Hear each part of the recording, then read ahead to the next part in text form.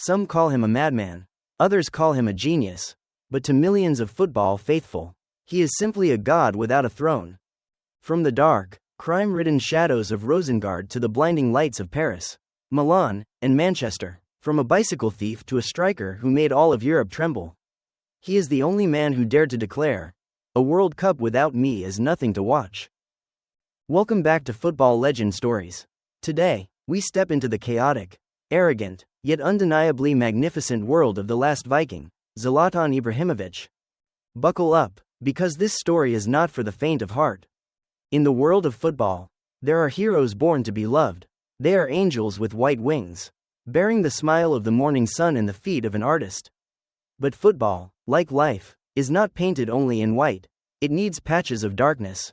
It needs villains. It needs madmen who dare to stand in the middle of a stadium, spread their arms wide, and scream to the world, "I am God."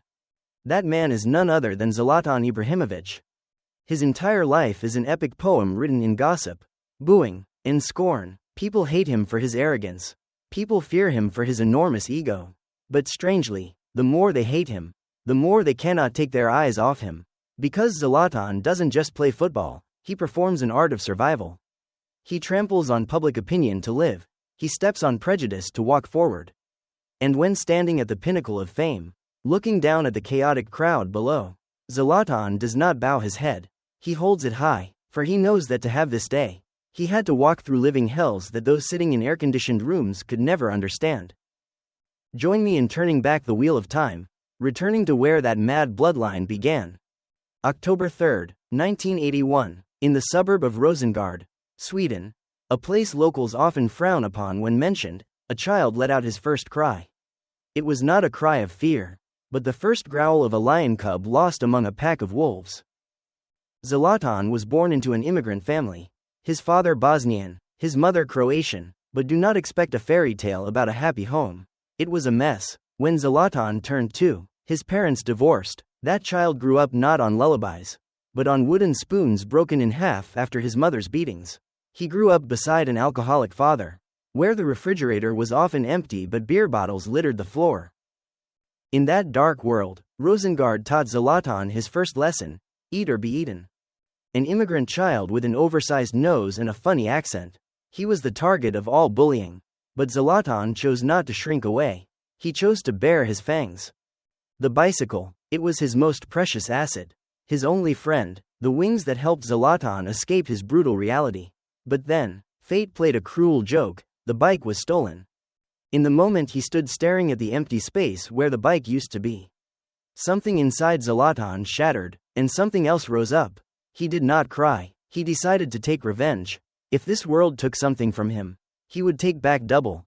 Zlatan started stealing, from bicycle locks to items in the supermarket. He became a professional petty thief, a true rogue of the streets. Arrested by the police many times, put under probation, pointed at by neighbors. That bastard of Rosengård. If not for the round ball, perhaps by now, the name Zlatan Ibrahimović would be just a cold inmate number in some prison. Or worse, a nameless grave.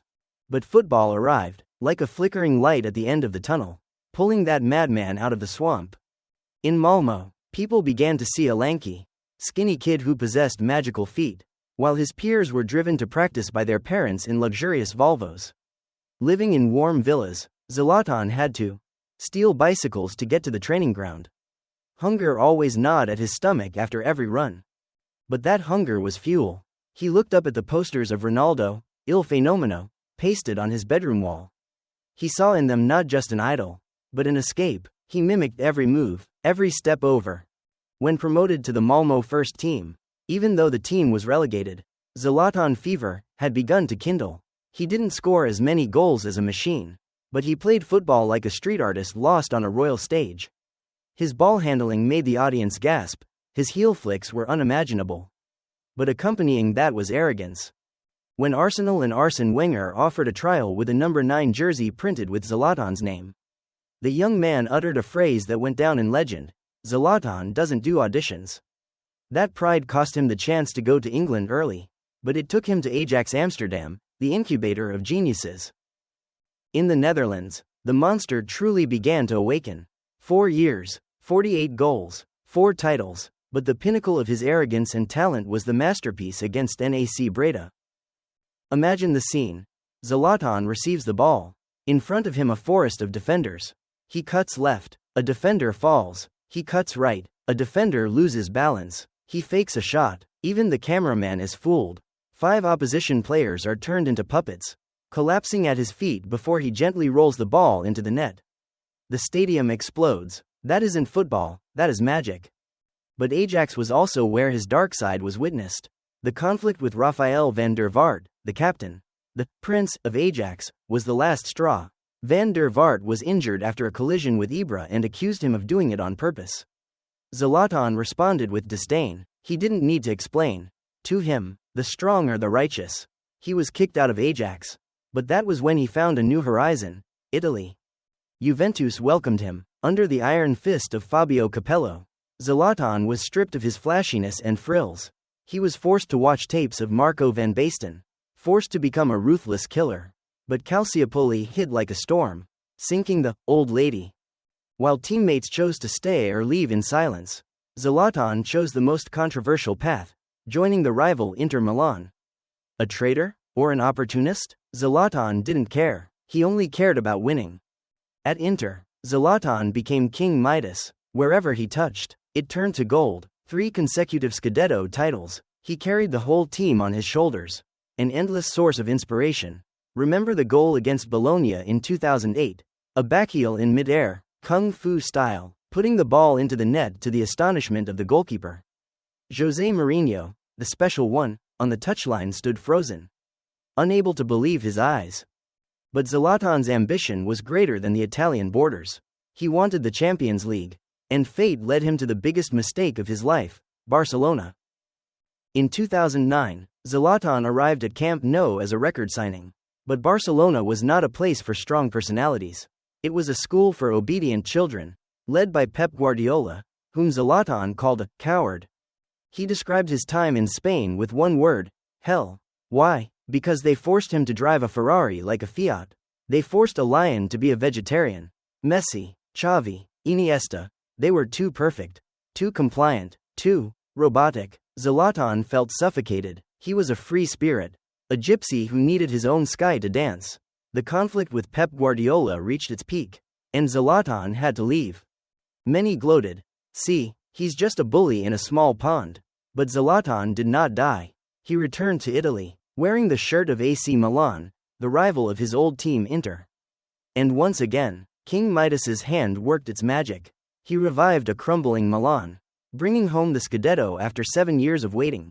He proved to the whole world, it wasn't Zlatan who failed, but Barcelona that wasn't big enough to contain his ego. In 2012, Paris Saint-Germain rolled out a carpet of money to welcome him. At this time, Zlatan was over 30, an age when many players start thinking about retirement. But for Ibra, the game was just beginning. League One became too small for him. If the league were a movie, Zlatan was both the director and the lead actor, while the other 19 teams were just extras. He scored goals like he was taking a walk. 156 goals in 180 matches. He turned PSG from a newly rich club into a fearsome force. Edinson Cavani, a famous assassin, had to drift to the wing to serve him. All of France had to tip their hats to this Swedish man. And when he left behind a quote that perhaps hundreds of years later people will still repeat: I came like a king. Left like a legend. Only Zlatan dared to say that. And only when Zlatan said it was it not considered ridiculous. The English used to hate Zlatan. They said he was a flat-track bully, a guy who only bullied weak teams. How did Zlatan respond? On November 14, 2012, wearing the Swedish national jersey against England, Zlatan scored 4 goals, but the 4th goal was the one that made history stand still. From a distance of 30 meters, he launched himself into the air, a bicycle kick that defied all laws of physics. The ball painted a magnificent curve into the net before the deathly silence of Joe Hart and millions of English spectators. It was a slap in the face to those who doubted him. It was the moment Zlatan said, "Look closely. This is the level of God." Then at age 35, he came to Manchester United. The English media sneered, "An old man coming for a pension." Zlatan responded with 28 goals and 3 titles in his very first season. He conquered the Premier League not with the speed of a 20-year-old, but with the mind of a master and the strength of a warrior. When a ligament injury struck, an injury that could end anyone's career, Zlatan said, "Lions do not recover like humans." And he returned, stronger, then flew to America to conquer Hollywood as well. At LA Galaxy, right in his debut match, he scored a brace of super goals. America, the land of cinematic superheroes, finally witnessed a superhero in flesh and blood. He scored the 500th goal of his career with a Taekwondo-style kick, the martial art ingrained in his blood.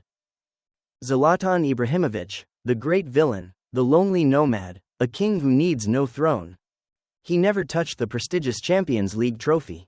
That is perhaps an ironic arrangement of fate, to remind us that he is still human. But is that trophy needed to define his greatness? No. Because Zlatan's legacy does not lie in medal cups. His legacy lies in spirit. The spirit of a Rosengård child who never submitted to fate. The spirit of a man who dared to believe in himself when the whole world turned its back. He taught us a lesson, that arrogance, if accompanied by supreme effort, becomes self-respect. That humble origins do not determine who you are, but how you stand up after every fall defines who you are. His declarations, "A World Cup without me is nothing to watch. I am the god of Manchester," might sound crazy, but look back, he did everything he said. World football will produce many more stars, many record breakers, but there will never, yes, never be a second Zlatan. A giant with a burning heart, a reckless man with magical feet. Zlatan Ibrahimović, the name synonymous with dominance, and his story will forever be told in the temple of immortal legends. Lions don't recover like humans, and Zlatan didn't retire like a mere mortal. He walked away leaving behind a legacy of survival, pure will, and an unmatched ego. Whether you love him or hate him, it doesn't matter. What matters is that you will never, ever see another Zlatan in the history of this beautiful game. So, what do you think was Ibra's craziest moment? That insane bicycle kick against England? Or dragging AC Milan back to glory? Let us know in the comments below. Don't forget to like, share, and subscribe to Football Legend Stories, and hit that notification bell so you never miss another legendary tale.